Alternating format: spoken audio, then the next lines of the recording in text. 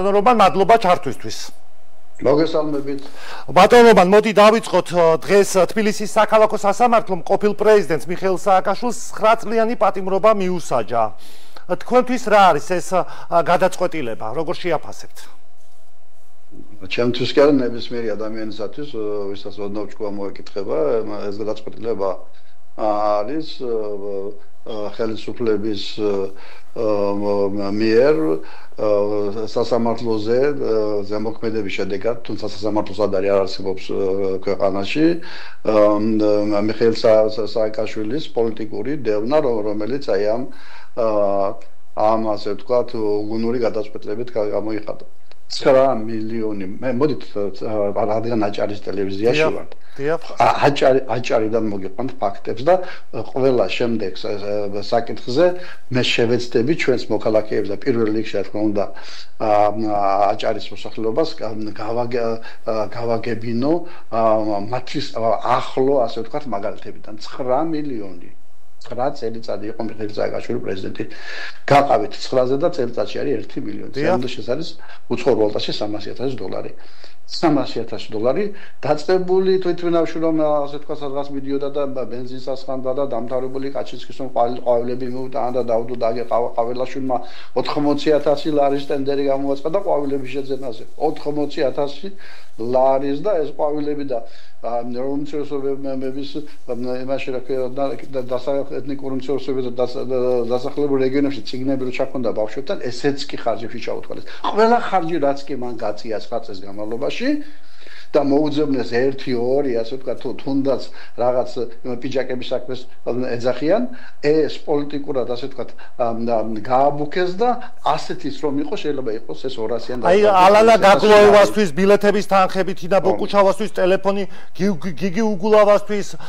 კაბრიოლეტის დაქირავება ასე შემდეგ და ასე შემდეგ ესენი მოგონილია ბატონო რომან ეს ცით რა არის რადგან აჭარა ვახსენე ეს ყველაფერი არის წარმომადგენლობითი ხარჯები რომლებიც ტელეფონის შეძენვაც? არ არის გამორიცხული ტელეფონი ეღირებოდა მაშინ 200, მაგრამ ტელეფონის შეძენაც არ ვიცი, მაგრამ თუ ეს ტელეფონი არის, ასე ვთქვათ, ამ მთავარი პრობლემა და შესაძლებელია, რომ იგივე წარმომადგენლობით ხარჯებს როცა ვამბობთ, ოდესაც მასაჟისტიც ის არის? მოდით, წარმომადგენლობითი ხარჯია? 9 მილიონი 9 წელიწადში დაუთვალეს ივუშენკო რო თბილისში ჩამოიყვანა და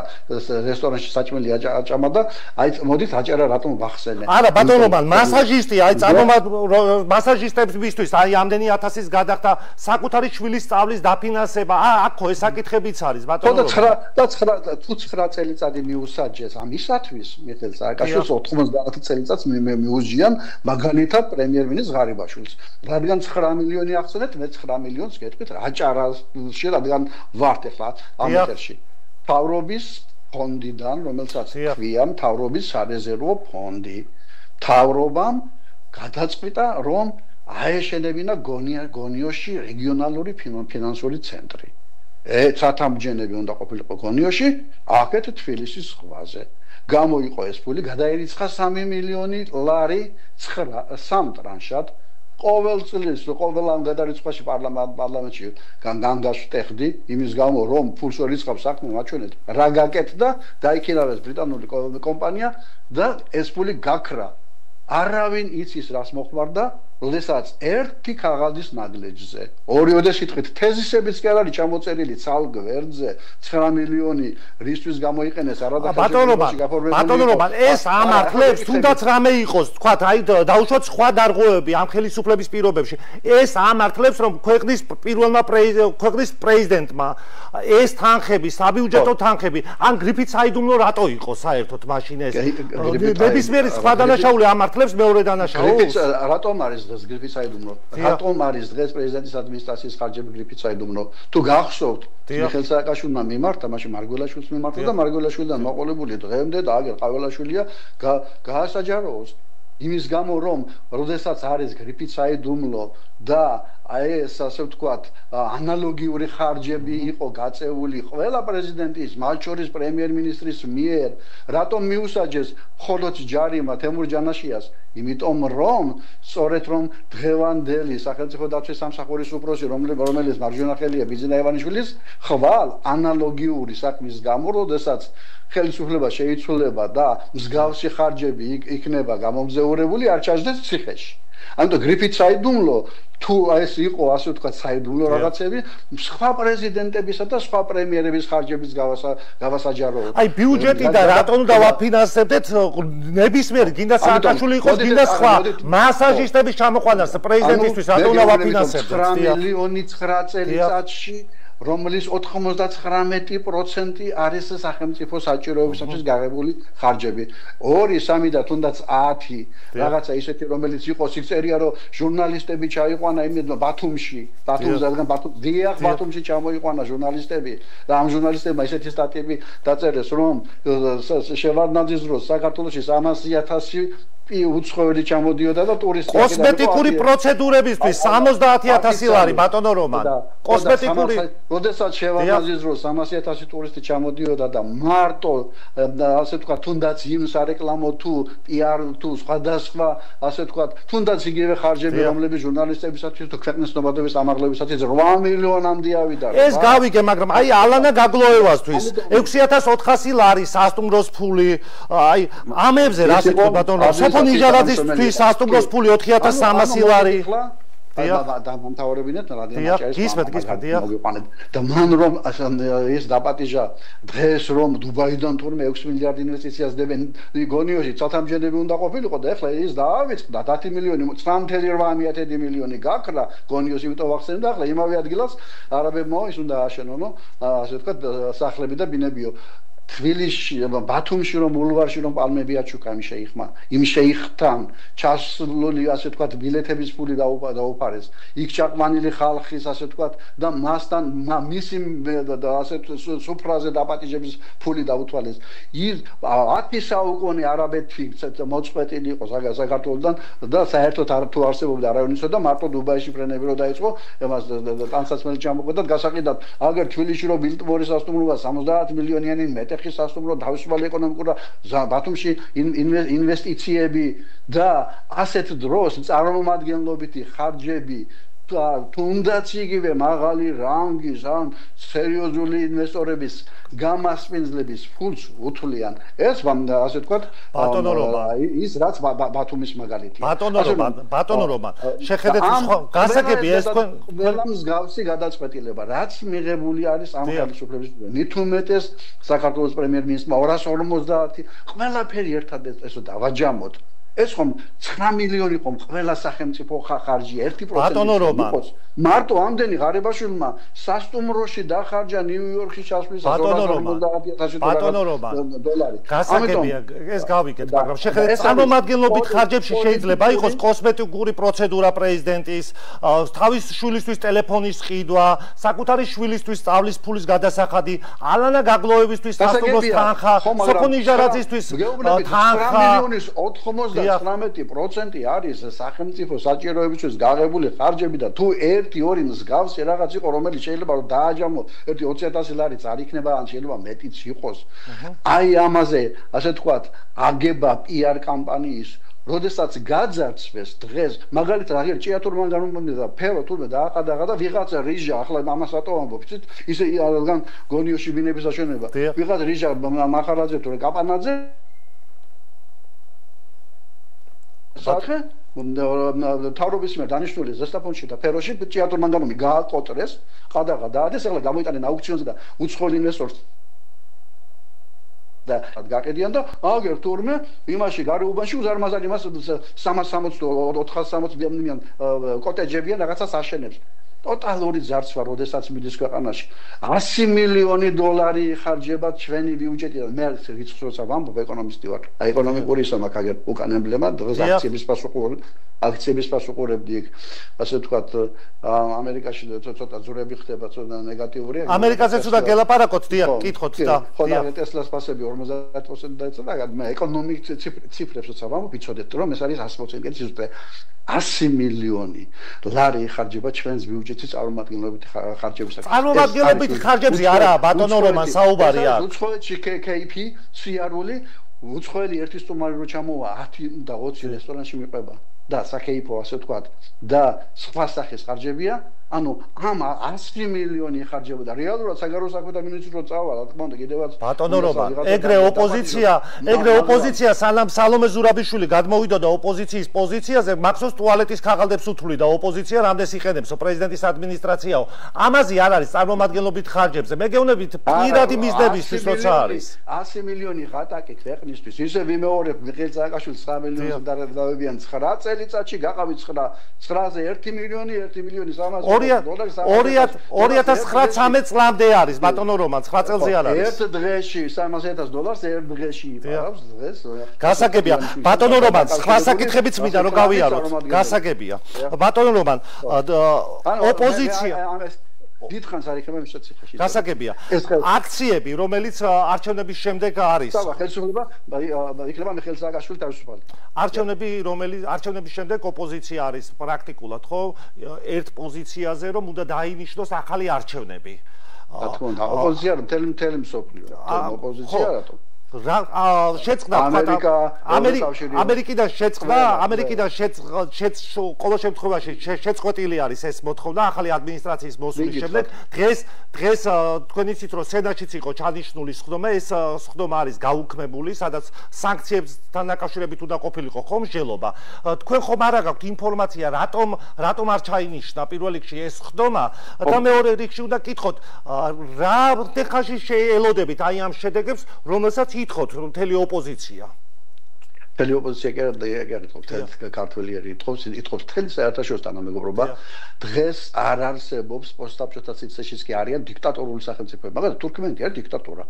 ასია დიქტატურა სხვა არის ავტორიტარული რეჟიმი სხვა არის მაგალითად ყირგიზეთში ავტორიტარული რეჟიმია ყაზახეთში დიქტატურა არ არის ავტორიტარული რეჟიმია უზბეკეთშიც დიქტატორული სახელმწიფოს ნებისმიერ თანამდებობის პირს თურქმენეთის წარმომადგენლებს ევროპის ნებისმიერ ქალაქში შეუძლია ჩასვლა პრეზიდენტს პრემიერ-მინისტრს მინისტრებს საქართველოს პრემიერ-მინისტრს არ შეუძლია ბალტიის ქვეყნებში და ევროპის ზოგიერთ ქვეყანაში ჩასვლა საქართველოს შინაგან საქმეთა მინისტრი მაგნიცკის-სიაშია შეყვანილი არ არსებობს დღეს რეგიონში და პოსტსაბჭოთა სივრცეში ქვეყანა რომელიც მოკვეთილი იყოს საერთაშორისო თანამეგობრობიდან და რომელსაც ერთი მეგობარიც არ აქვს საქართველოს მეგობარი არის ორი მარტო რუსეთი და ბელორუსიც კიდე ძალყბად ისე შემატია ლუკაშენკო და დიდად თავს ეგ სენატში რატომ ჩაიშალა სხდომა ბატონო გამოვიდეს ხოლმე ამიტომ ყველა ასე ვთქვათ რეზოლუცია ევროპარლამენტში მათ შორის სენატში მეგობარი აქტი ამერიკის შეერთებული შტატების მთავრობამ დაასანქცია ბიზინა ივანიშვილი სენატში არაფერი არ ჩაშლილა სენატში ახლა შევიდა ვინაიდან ეს იყო კონგრესის მეორე პალატაში ჯო ვილსონის ასე ვთქვათ დღეს ჯო ვილსონს კიდევ ერთი დაემატა ანუ ინიციატორები კანონის ინიციატორები თუ დაუშვათ 6 იყო ახლა 7 გახდა იქ კიდე ორი კანონია ეს ქვია მეგობარი აქტი რომელიც სანქციებს ითვალისწინებს და მეორე არის საქართველოს ასე ვთქვათ ამ ხელისუფლების არაღიარების აქტი ივანიშვილის რეჟიმის ასე ვთქვათ რაღაცა სიტყვა ნახმარებით ვარაცხები მოძღალადე თუ რაღაც ძალიან ასე ვთქვათ დამამცირებელი ტერმინით არის მოხსენებული ივანიშვილის ამ რეჟიმის არაღიარების აქტი ორივე აქტი არის კონგრესის ასე ვთქვათ ერთ პალატაში ეს უნდა გამართულიყო ეს წარმომადგენელთა პალატაში ხოლო სენატში ეს აქტი არ იყო შეტანილი და ორმა ასე ვთქვათ სენატორმა დაარეგისტრირა ინიცირება გააკეთა სტომა ჯერ სად არის საკანონმდებლო ინიციატივას აქვს პროცედურა და სტომა მე იმართება კომიტეტში და შემდეგ უკვე გადის პლენარულ სტომაზე გუშინ დაარეგისტრირეს არაფერი სტომა არ უნდა გამართულიყო ხოლო ჯო ვილსონმა აგერ განაცხადა უკვე ტრამპის სახით ლაპარაკობს და თქვენ რომ ასე ვთქვათ ის გააკეთეთ რომ ამერიკის შეერთებული შტატებმა აზრი იცვალა სად იცვალა გუშინ დინარაძე გამოვიდა და კალაძე ეს გენერალური მდივანია პარტიის ეს კიდე რაღაცა არის რა პოსტია არ ვიცი ორივე მერდაიგივე სიტყვით ილაპარაკა რა თქმა უნდა ასე ვთქვათ იმის ივანიშვილის დარიგებით რომ ესო სამწუხარო ამბავი ხდებაო მგონიო ამო გლობალური ომის პარტიაში უკვე ამას არ იზახენ რაღაც deep state მოიგონეს deep state-ს მგონი ტრამპი ვერ ამარცხებს deep state-ი როგორ მოიგონეს ტრამპი ამბობს თვითონ ხო და deep state-ია და ტრამპს მოიგონა ხო და deep state-ს ტრამპი ვერ ამარცხებს სამწუხაროდ თავს აქნევდა ერთის და მეორეც და ვინ არიან ეს deep state-ები ეს სენატორები რომელიც სენატორები არიან დემოკრატები არიან ეს რესპუბლიკელები არიან და თუ და თანაც გასასაცილო რაღაცაა ამერიკამო აი ამ გლობალური ომის პარტია ტრამპმა თუ მსოფლიო მასშტაბით დაამარცხაო ჩვენ მაგას გავიგებთო საქართველოსთან დამოკიდებულებაში ანუ შეფასების კრიტერიუმი ყოფილა საქართველოს ასე ვთქვათ ამ ხელისუფლებასთან ამერიკის დამოკიდებულება სანქციებს თუ გააუქმებს ვიზინა ივანიშვილს და თუ ამ ხელისუფლებასთან იმეგობრებს და ურთიერთობებს აღადგენს და გაუქმებულია სტრატეგიული კავშირი ამერიკასთან ხელშეკრულება ანუ თუ ეს საქართველოსთან არ აღადგინა ტრამპმა რაც არ უნდა აკეთოს მთელს დედამიწაზე არა გლობალური ომის პარტია სულმე ბატონობა თავის დროზე გახსოვთ ალბათ როდესაც ბაიდენმა გაიმარჯვა ხო 2020-ში იგივე სააკაშვილი ამბობდა და გვარამიასთან ის ცნობილი ინტერვიუ თქვენ ანახი გეკდებათ რომ რუსეთის პარტნიორი არისო პირდაპირ ამბობდნენ ტრამპზე ახლაც გვესმის განცხადებები იგივე ოპოზიციის მხრიდან როგორ აკრიტიკებენ ტრამპს ხო იგივე დავით არჩიაშვილის მხრიდან რომ ძალიან სიზმარი არის ამერიკისთვის ტრამპი. თქვენ როგორ უყურებთ? თქვენ როგორ უყურებთ? არის ექსპერტი არის და ნებისმიერ ადამიანს აქვს ტრამპის გაუკრიტიკებია და მაგრამ სააკაშვილი ამბობდა ამას ხო? და ბაიდენის გაუკრიტიკებია და უამრავი კრიტიკა იყო და განსაკუთრებით სამხედრო სფეროში, როდესაც ბაიდენი აგვიანებდა სამხედრო დახმარებას უკრაინისადმი და ჯერ და როდის მიცათ მაგრამ სააკაშვილის მხრიდან ხო მძიმე ბრალდება იყო მისი მისამართით. არავითარი ბრალდება არ ყოფილა სააკაშვილი როგორ შეიძლება ტრამპის ასე ვთქვათ მოწინააღმდეგე ყოფილიყო ისევ რადგან აჭარა ვახსენე ბათუმში ღამით ქუჩებში დაატარებდა იმით პატარა მანქანით ბათუმში მოიყვანა ტრამპის ეს კოშკი რატო გააკეთა მაშინ ის განცხადება რაც გააკეთა სათამჯენი უნდა შედებინა ტრამპი ჩამოიყვანა ბათუმში და ბიზინა ევანიშვილმა ესო ტრამპი აფერისტიაო პირველივე დღით და ბათუმში თქვენ ბიზინა ევანიშვილმა სათხვა ამას ამბობდა რა ქვია სააკაშვილი გვარამიასთან ინტერვიუში ხო გახსოვთ აი ეგერ მაყურებლებს თუ არის საშუალება პროდიუსერს თუ მოიძებნება რომ გაუშვათ ეს ბიზინა ევანიშვილის განცხადება რომ ტრამპი არაფერ ფულს არ დებს ტრამპი არაფერს არ აშენებს ეს აფერისტია თავის სახელს დაადებს იმას რა ქვია ამ შენობას დღეს ტრამპ თავი გვექნებოდა ბათუმში რომ არა ბიზინა ევანიშვილი თუ არ შეეშალა ხელი ამიტომ ამბობია რომ მიხეილ სააკაშვილი ტრამპზე არასდროს არ იტყოდა ასე ვთქვათ არა გაქვთ ეს ინტერვიუ უნანახი ხო და ვნახავ ეს გამორიცხული ძალიან კარგად ვიცი რომელი პოლიტიკოსი რა ფორმით და ვის როგორ აკრიტიკებს ილუზია ეს რომ დღეს ტრამპის ადმინისტრაცია ვინც არ უნდა იყოს ამ მინისტრები აგერ ტრამპის გუნდის მთავარი ბირთვი პარლამენტში ანუ კონგრესი ქვია სახელად ორი პალატაა იქ ერთ პალატაში აგერ ადამიანი ჯო ვილსონი რომელიც ტრამპის ინაუგურაციაზე მივიდა თეთრი პერანგით და შემდეგ გაიხადა და შიგნით აი ფეხბურთელები რო გოლს გაიტანენ და გაიხდიან და მეორე რო გამოჩნდება მაისური და იქ რაღაც არწერები როა მიყვარხარ სამშობლო ან რაღაცას უძღვნიან გულებს ტრამპის სურათი ჰქონდა კერძზე გამოხატვა ჯო ვილსონის ორი ინიციატივა ორპარტიული რომელშიც დემოკრატები და რესპუბლიკელები ერთდროულად ითხოვენ დასანქცირებას თუმცა კიდევ უფრო მეტ სანქციებს ივანიშვილი დასანქცირებულია ვიცი ჩვენ და მისი ოჯახი ოღონდ ნაწილობრივ ბიზნესს არ შეეხო და მაინც მოსვლისათვის შანსი მისცეს მას ვინაიდან ფიზიკურ პირს აქვს სანქცია და მის ბიზნესს და მის ოჯახს არ აქვს ამერიკული სანქცია ჯერჯერობით თუმცა ამერიკულ შვეიცარიაში არსებული ფული და სანქციების ქვეშ მოვაყოლა ამერიკის ხაზინამ ორ პარტიული ასე ვთქვათ ერთსულოვანი დამოკიდებულება არის ნახავთ ეხლა ცოტა ხანში ამ ილუზიებს რომ მორჩება ეს ხელისუფლება უმეგობრო რუსეთთან ასე ვთქვათ მოთანამშრომლო ხელისუფლება რომ დაიწყებენ უკვე ახალ სიმღერას აუ ტრამპი ვინა ყოფილა კაცო ვერ დაამარცხა გლობალური ომის პარტია და გლობალური ომის პარტიამ დაამარცხა ტრამპი ოღონდ გვარს და სახელს არ იტყვიან ვინ არის გლობალური ომის პარტია და რას ნიშნავს ეს გლობალური ომის პარტია რომელიც ამარცხებს ამერიკის პრეზიდენტს, ამერიკის კონგრესს, მთელი ევროპა და მთელი მსოფლიო აქ დაპყრობილი და რა არის ეს ვიღაცა ერთმა სტუდენტმა კითხვა პარლამენტში რაღაც ოცნების წევრმა რომ ეს მასონები არიან. იცით რომ მასონები რომ არსებობენ, მას ის სულებს და შეთქმულების თეორიებში ჩაძერულები. მოკლედ ეს ხელისუფლება რომ და არჩევნები რომ ახსენეთ, იქნება არჩევნები. როდესაც ხელისუფლება ასეთ უგუნურ ნაბიჯებს დგას 5000 ლარიან მას ჯარიმებს უწესებს როდესაც ჩვენი მოქალაქეების დასაქმებული მოქალაქეების 50%-ის ხელფასი ხელზე ასაღები ხელფასი 6700 ლარია 5000 ლარიანს ერთ-ერთ აქტივისტს 70000 მიუტანეს და ეხლა ამას გადააჭარბებს პატაბურჭულაძე მე 7 ჯერ მიადგნენ ამოჩენებული ვიყავთ პატაბურჭულაძე, იმიტომ რომ აი ამ იავნანა, რომელიც მსოფლიო ასე ვთქვათ ვარსკვლავები ჩამოყავდა და პოპულარული იყო და ეშინოდა იგივანიშვილს ეს პრეზიდენტობის კანდიდატიც იყო, ორი დროს პარტიაც ჰქონდა და თავისი ასე ვთქვათ პიროვნული ბოღმისა და მისი ავტორიტეტის გამო გადაეკიდა ამ კაცს და ეს რა ქვია დღემდე ყოველ დღე მან და აჯარიმებენ. როდესაც ასეთ აგონიაში ხარ, ეს ნიშნავს რომ ბოლო სტადია. ხოჩი ლენინმა რო თქვა რომ რა არის იმპერიალიზმი. იმპერიალიზმი ეს არის პოვადი კაპიტალიზმი, კაპიტალიზმის ბოლო. რა არის ქართული ოცნების დღევანდელი მდგომარეობა? პოვადი მართლობა, რომელიც აი ახლა ასე ვთქვათ საერთაშორისო იზოლაციის ფონზე თუ ჭკუა ექნება არჩევნების გზით წავა. არჩევნები იქნება. თვითონ ეს არჩევნები ეშმაკუად შემოაგდეს, რომ ამაზე ელაპარაკონ, ვინ მიიღებს, ოპოზიცია მიიღებს. ბატონო რომან, მე ასე ხარისხოვანი. ბატონო რომან, არის საპარლამენტო არჩევნები. არ ვიცი ისა რეჟისორსაც ვთხოვ თუ არის საშუალება, აგერ ტელეფონით მოვიძიე მე ეს ინტერვიუ, სანამ ტექნიკურად. გვარამია სააკაშვილის ინტერვიუ, გესმით? ჩანს რომ ტრამპი არის რუსული პროექტი. თუ არის ოპერატორსაც იქნებ მოვაწევინოთ. ეს გვარამია